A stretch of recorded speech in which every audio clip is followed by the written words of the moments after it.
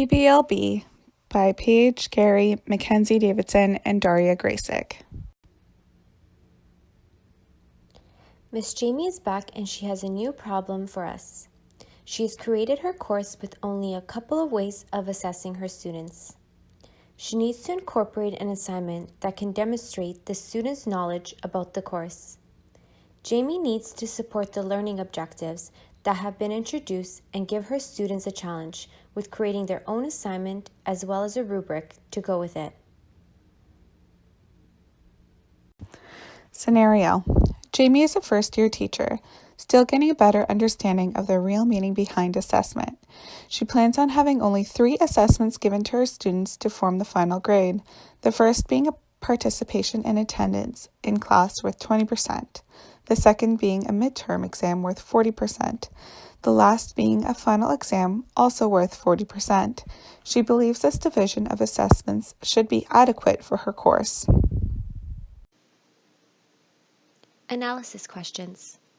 Are Jamie's assessments achievable and fair for students? What other assessments could Jamie include into her course? Does Jamie understand the importance of assessment? Problems. Jamie has some problems that she will have to figure out during this course. The problems are: Jamie has not taken into account that not all students do well with exams. The exams are worth a large percentage of the course, which is unfair for students. Students are not being provided with feedback/feed-forward throughout the duration of the course. Jamie does not have adequate assessment throughout her course. Solutions. Jamie can add formative assessments.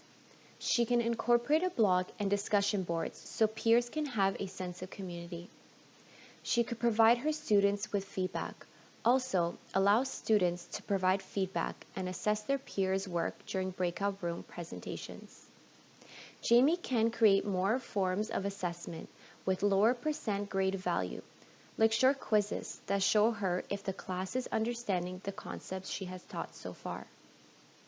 Jamie needs to ensure students are provided with rubrics for all assignments with clear understandings of the requirement. Jamie has decided to incorporate an assignment. This assignment will be worth 20% of the final grade. Learning objectives. In this assignment, there will be a number of learning objectives that will have to be met. It is important that goals of the assessment are related to the principles of the assignment. Apply principles of assessment to adult education. Identify which assessment methods are best suited to particular adult education learning goals and teaching strategies. Create and understand which assessment method is best suited for this class.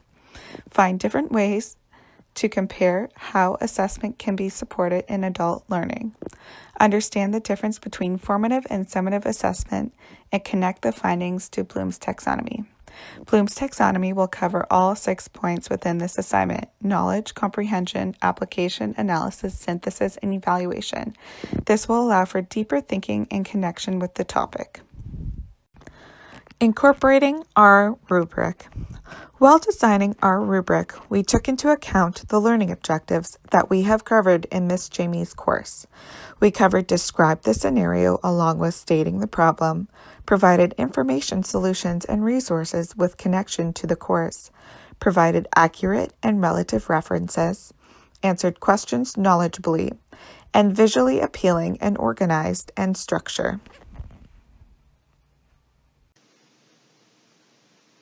The assignment.